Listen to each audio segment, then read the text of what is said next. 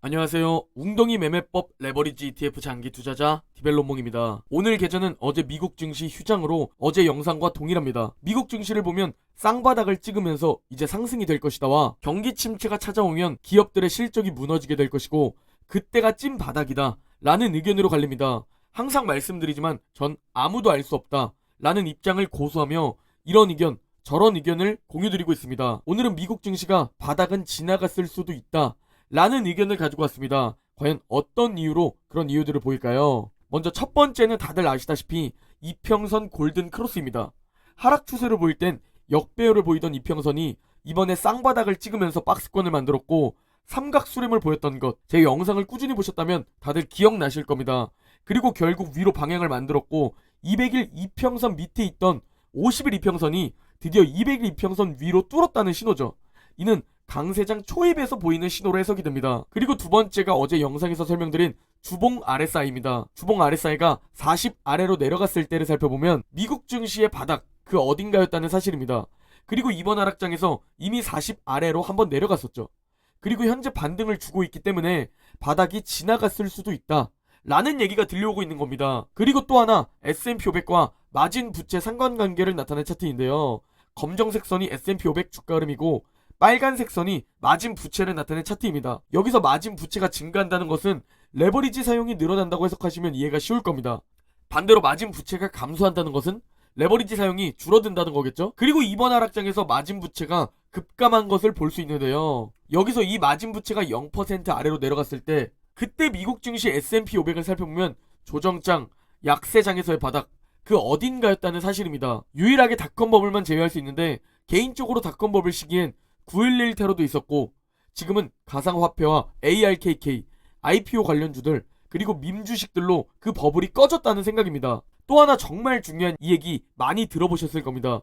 주식의 바닥은 경제보다 먼저 찍는다는 건 말이죠. 역대 경기 침체를 동반한 상황들을 가지고 왔습니다.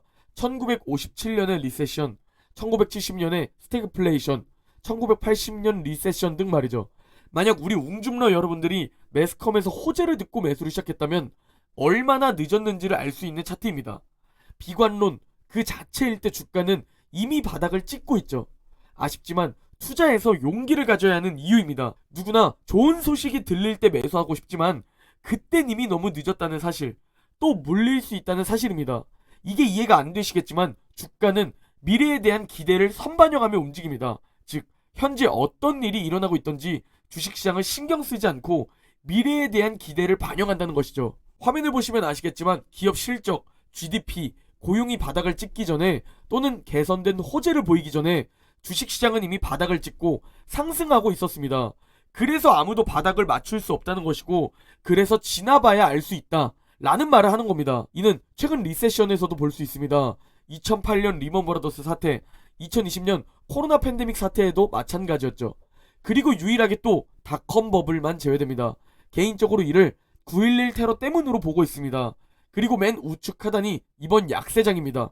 슬슬 GDP가 꺾이고 있고 기업 실적도 꺾이고 있죠. 그리고 주가는 이 미래를 선반영하듯이 그 전부터 미리 꺾이기 시작했고요. 아직 고용은 여전히 좋은 상황을 보이고 있는데요. 여기서 이런 GDP, 기업 실적, 고용이 최악을 달릴 때 주가는 이미 바닥을 찍고 상승을 보일 거라는 겁니다. 그건 이번 하락장에서도 과거와 다르지 않게 흘러갈 확률이 매우 높습니다. 그리고 실제로 주가는 쌍바닥을 찍고 하락 추세선을 이번에 뚫고 올라갔으며 이평선은 골든크로스까지 한 상황이죠. 비관론이 넘쳐나는 이 상황에서 말이죠. 물론 바닥이었는지 아니면 찐 바닥이 있는지는 지나봐야 알 수 있는 부분이지만 희망을 우리가 가져볼 수 있는 부분이며 이런 자료들 때문에라도 팔지 않고 가만히 보유해야 한다는 겁니다. 이런 자료들과 여태까지 미국 증시를 보면 지금은 바닥을 찍었든 찐바닥이 남아있든 하락장 막바지 그 어딘가일 가능성이 큽니다. 우리는 꽤 많은 시간을 버텨냈다 라는 것을 확실히 말할 수 있습니다. 과거 리세션이 동반되었을 때 평균적으로 16개월 정도 약세장이 지속됩니다. 그리고 우리는 역시 현재 1년 넘게 즉 12개월 넘게 약세장을 지속해오고 있는데요. 평균적으로 바라보더라도 3개월 정도만 남으면 경기 침체를 동반한 하락장의 평균이라는 겁니다. 거의 다 버텼거나 이미 버텨냈거나 좀만 더 버티면 되거나 라는 것을 냉정하게 확인해 볼 수 있습니다. 그렇다면 현재 우리 웅줌러분들과 많은 투자자분들은 금리 인하에 왜 목매달까요? 비로소 금리 인하가 시작되어야 주식시장의 바닥이 찾아왔기 때문입니다. 이 역시 무조건이라는 얘기가 아니라 높은 확률로 그랬다는 것을 과거 연준의 금리 사이클과 주식시장의 바닥을 살펴보면 알 수 있죠. 금리 인하 사이클 그 어딘가가 주식시장의 바닥일 수 있다 라는 건데, 현재 이번 하락장에서는 아직 여전히 금리 인하 사이클이 아니라 금리 인상 사이클에 위치해 있습니다.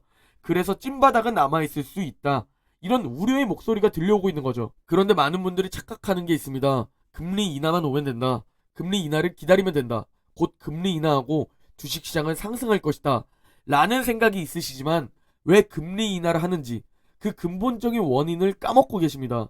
연준이 금리 인상을 할 땐 경제가 너무 좋아서 치솟는 물가를 잡기 위해 라는 것을 우리가 이번에 배웠습니다. 그렇다면 반대로 연준이 금리 인하를 할 땐 근본적으로 경제가 너무 안 좋아져서 경제를 살리기 위해 금리 인하를 한다는 사실입니다. 즉 금리 인하를 하기 위해선 필연적으로 경기 침체가 찾아와야 한다는 사실로 연결되죠. 그리고 경기 침체가 찾아오면 이곳저곳에서 곡소리가 들려오겠죠. 기업들도 그렇고 우리들도 그렇고 말이죠. 이런 곡소리가 막 들려올 때 비관론이 극에 달했을 때가 바로 주식시장의 바닥이었다는 사실입니다. 그래서 매도하면 안 되고 그래서 계속 보유해야 한다는 것이죠. 그리고 현재 금리 인하에 대해 시장이 연준에게 패배하며 한 발 물러서고 있습니다. 정말 빠르면 올해 하반기, 늦으면 내년에 높은 확률로 경기 침체가 찾아올 것이고, 이 경기 침체가 찾아오면 연준이 비로소 금리 인하할 가능성이 높아지는 상황입니다. 그리고 이걸 대다수와는 반대로 생각해야 하는 우리는 어떤 마인드를 가지고 이 기간을 바라봐야 할까요? 앞으로 머지않아 자산이 점프하는 시기가 온다. 자산이 순간적으로 확 점프할 타이밍이 얼마 남지 않은 상황이다 라는 긍정적인 마인드를 가지고 그동안 더 많이 모으고 더 많이 평단가를 낮추는 것에 초점을 맞춰야 한다는 겁니다. 그래야 여러분들이 목표하는 경제적 자유에 한 발자국이라도 더 다가갈 것 아닙니까? 여기서 수량을 많이 모으고 여기서 평단가를 많이 낮춰야 10억을 만들 수 있고, 그 10억이 훗날 50억을 만들어주고 그 50억이 100억을 만들어줄 것 아닙니까? 맘 편히 쉬고 노는 것은 다시 금리도 내려가고 우리의 자산도 계속 상승할 때 즐기면 됩니다. 지금은 그 누구보다 아껴서 그 누구보다 많이 줍줍해서 자산의 점프를 기다려야 하는 웅줍 구간입니다. 현명한 투자자가 되길 바라며 오늘 영상 마무리하겠습니다. 감사합니다.